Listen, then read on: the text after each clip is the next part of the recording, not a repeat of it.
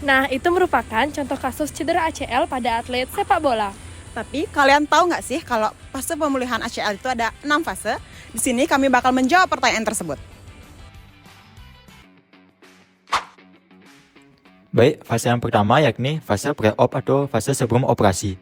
Adapun precaution dari fase pre-op ini yakni hindari aktivitas perubahan arah yang agresif atau gerakan pivot. Jangan memaksa latihan jika lutut masih bengkak atau nyeri. Lakukan latihan kekuatan hanya sesuai toleransi nyeri dan pembengkakan. Dan yang terakhir yakni hindari aktivitas berdampak tinggi sebelum rentang gerak dan kekuatan cukup pulih. Adapun latihan atau intervensi pada fase pre-op ini, yang pertama yakni knee extension, passive stretch, yakni ada prone hang dengan dosisnya yakni totalnya 60 menit per hari, dapat dibagi menjadi 4 kali 15 menit atau 2 kali 30 menit dengan low load long duration stretch. Lalu ada yang kedua yakni ada knee flexion ROM, contohnya ada seated knee flexion sled dengan handuk atau papan licin. Dosisnya yakni 3-5 set kali 15-20 repetisi, dilakukan 2-3 kali per hari. Baik, latihan selanjutnya adalah quadricep isometric setting dengan dosis 10 kali kontraksi dan tahan 5-10 detik. Dilakukan 3-4 kali per hari. Lalu ada hamstring isometric contraction tanpa alat dengan dosis 10 kali kontraksi dan tahan 5-10 detik dan diulangi 2-3 kali per hari. Lalu yang terakhir ada cryoterapi atau kompresi yang dilakukan dosisnya 10-15 menit 2-3 kali per hari atau setelah latihan. Baik, untuk tujuan latihan pada fase pre-op, yang pertama yakni menghilangkan pembengkakan atau efusi, yang kedua mencapai rentang gerak penuh pada knee yakni ekstensi 0 derajat dan fleksi lebih dari 120 derajat. Yang ketiga, meningkatkan aktivasi quadricep tanpa extensor leg. Yang keempat, meningkatkan kekuatan quadricep dan hamstring lebih dari sama dengan 90% dibanding sisi yang sehat. Dan yang terakhir yakni meningkatkan kesiapan fungsi lutut untuk operasi ACL. Baik, selanjutnya adalah red flags atau tanda bahaya. Segera hentikan latihan dan rujuk ke dokter atau fisioterapis bila muncul. Yang pertama itu ada nyeri tajam atau sensasi giving way atau instabilitas. Yang kedua, pembengkakan meningkat setelah latihan. Yang ketiga, tidak bisa mencapai ekstensi penuh dalam 4 minggu. Yang keempat, blok mekanis atau suara klang pada lutut. Lalu yang kelima ada tanda deep vein thrombosis, yaitu nyeri dan pembengkakan pada betis, piting udim, dan ada atau vena superficial menonjol. Baik, selanjutnya adalah kriteria naik ke fase selanjutnya. Jadi, pasien dianggap siap untuk operasi apabila yang pertama, untuk ROM dari ekstensi knee yaitu 0 derajat dan ROM fleksi knee lebih dari atau sama dengan 120 derajat. Lalu yang kedua, efusi atau penumpukan cairan yang terjadi secara minimal. Yang ketiga, kekuatan quadricep mencapai lebih dari atau sama dengan 90% dibandingkan dengan sisi yang sehat. Lalu yang keempat, gait normal tanpa deviasi ataupun nyeri. Yang terakhir, tidak ada nyeri saat aktivitas fungsional dasar. Untuk fase pertama pasca operasi ACL, untuk pemulihannya ada di 0-2 minggu, di mana precautionnya sendiri yaitu pertama ada hindari fleksi hip lebih dari 90 derajat, aduksi dan juga rotasi internal yang berlebihan. Lalu tidak boleh menahan beban penuh pada tungkai yang dioperasi sebelum ada izin dari dokter. Lalu hindari gerakan tiba-tiba atau tarikan kuat pada hip, dan juga jangan melakukan latihan jika terdapat nyeri yang meningkat secara tajam. Serta yang terakhir ada hindari gerakan rotasi tibia atau memelintir pada bagian lutut. Dosis latihan pada fase 1, yang pertama itu ada ankle pump exercise, di mana dosisnya itu 20-30 repetisi, 3-5 kali per hari. Lalu untuk quadricep setting, di sini untuk dosisnya 5-10 detik dengan 10-15 kali dengan durasi 3-5 kali per hari. Lalu untuk heel slide-nya di sini, kita menggunakan dosis 10-15 kali dengan 3 kali per hari. Lalu untuk breathing exercise-nya, untuk dosisnya itu di mana 10 kali nafas dalam 3 kali per hari. Tujuan dari latihan fase 1 yang pertama itu mengontrol nyeri dan dari pembengkakan, yang kedua menjaga mobilitas pasif dan aktif, terbatas pada hip tanpa menambah stres pada area operasi. Yang ketiga itu mencegah atrofi otot, terutama pada quadricep, dan menjaga otot tetap aktif. Yang terakhir itu ekstensi penuh dari lutut. Segera hentikan latihan dan rujuk ke dokter atau fisioterapi bila muncul red flag.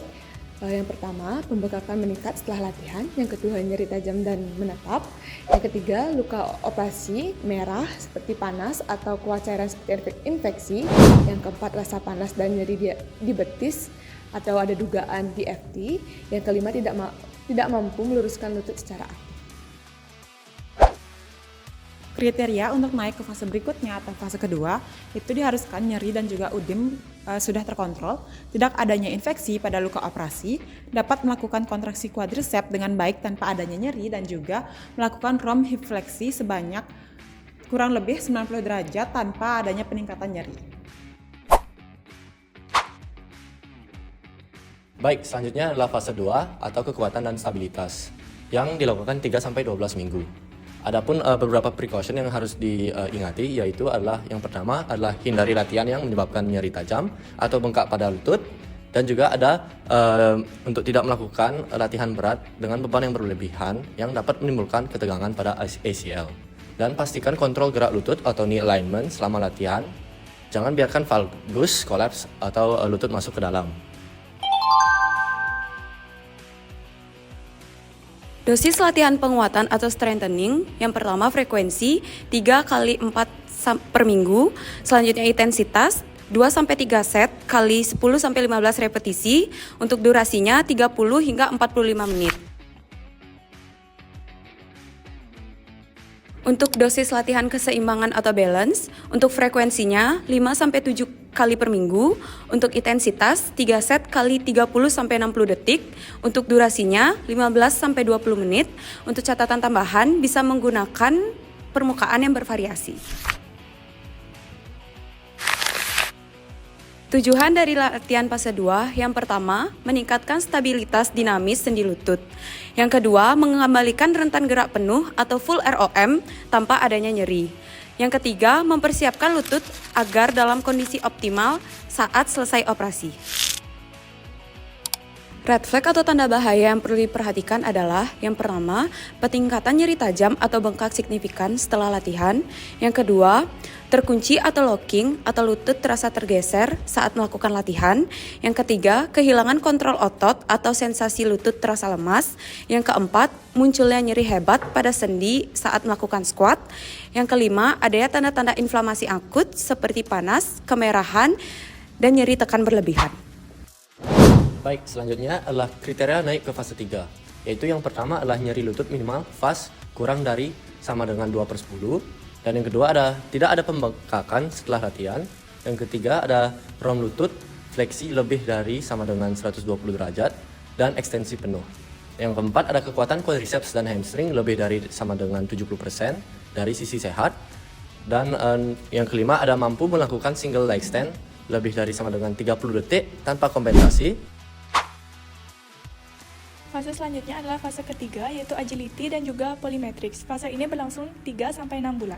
Adapun precaution atau hal-hal yang harus dihindari, yang pertama yaitu tidak boleh ada nyeri atau bengkak setelah latihan. Jika muncul berarti beban latihan terlalu tinggi. Yang kedua, hindari gerakan pivot atau cutting eksplosif sebelum teknik mendarat benar-benar stabil. Yang ketiga, perhatikan resiko overload pada sendi patelofemoral, terutama saat latihan eksentrik seperti drop jump.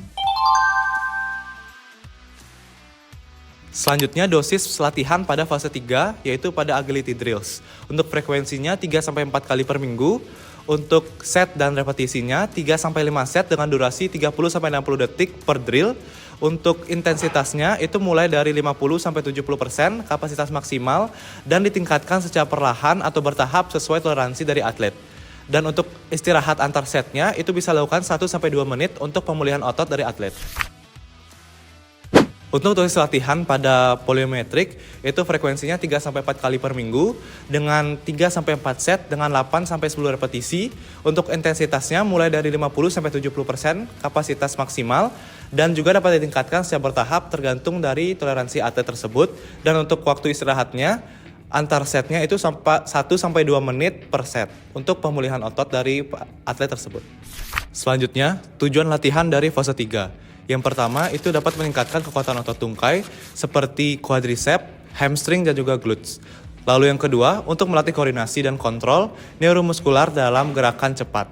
Yang ketiga, mengembalikan kemampuan mendarat, melompat dan juga berlari pada atlet. dan dengan teknik yang benar. Dan yang terakhir, untuk mempersiapkan atlet menuju ke fase return to sport. Latihan harus dihentikan dan dievaluasi ulang apabila terjadi hal-hal berikut. Yang pertama yaitu adanya nyeri tajam di area lutut atau di sekitar graf. Yang kedua, adanya pembengkakan atau peningkatan efusi setelah latihan. Yang ketiga, adanya sensasi giving way atau lutut terasa tidak stabil. Dan yang keempat, adanya penurunan kekuatan atau kontrol secara tiba-tiba. Kriteria untuk naik ke fase selanjutnya yaitu fase return to sport atau fase keempat. Yang pertama, tidak ada nyeri atau efusi pada lutut. Yang kedua, ROM maksimal atau ROM penuh dan simetris dengan sisi yang sehat. Yang ketiga, kekuatan otot minimal 90% dibanding dengan sisi yang sehat berdasarkan tes dinamometer atau 1 RM. Kemudian sekarang kita lanjut ke fase keempat yaitu return to sport dengan durasinya itu 6 bulan ke atas setelah operasi. Di sini kita lanjut kepada precautionnya, ada 6 poin. Untuk yang pertama adalah hindari nyeri dan pembengkakan setelah latihan. Kemudian pastikan kontrol lutut selama pendaratan dan perubahan arah. Lalu jangan langsung melakukan latihan dengan kontak penuh. Pastikan kekuatan otot minimal 90% dengan sisi yang sehat sebelum melakukan latihan intensitas tinggi. Gunakan pelindung lutut atau functional brace. Dan untuk yang terakhir adalah perhatikan kelelahan. Untuk dosisnya di sini frekuensinya itu 3-4 kali per minggu. Kemudian untuk set dan repetisinya untuk program dari agility dan sprint drills itu 3-5 set dengan durasinya 30-50 detik per drill. Kemudian untuk program plyometric dan power training itu 3-4 set dengan 8-10 repetisi. Lalu yang terakhir itu ada single leg strength exercise dengan 3-4 set dengan 8-2 repetisi per sisi. Tujuan latihan di fase 4 ini yang pertama itu adalah mempertahankan kekuatan otot yang telah diperoleh sebelumnya untuk mencapai target kekuatan otot lebih dari sama dengan 90%.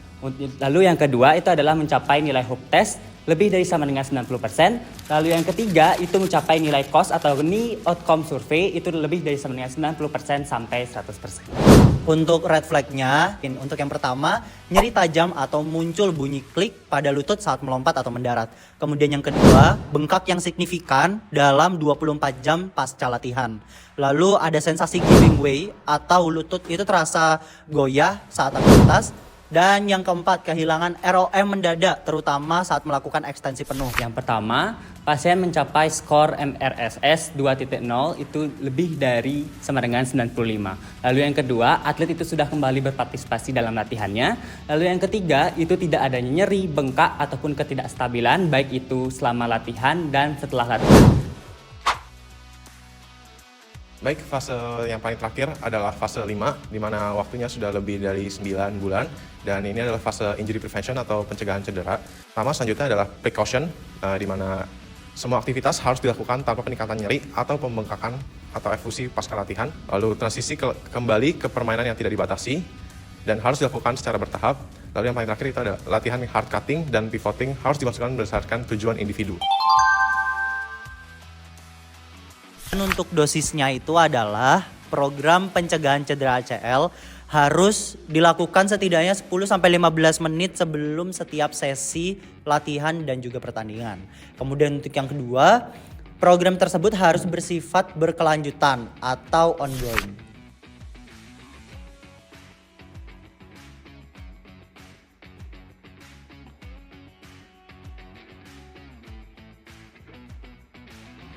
Baik, selanjutnya ada tujuan latihan.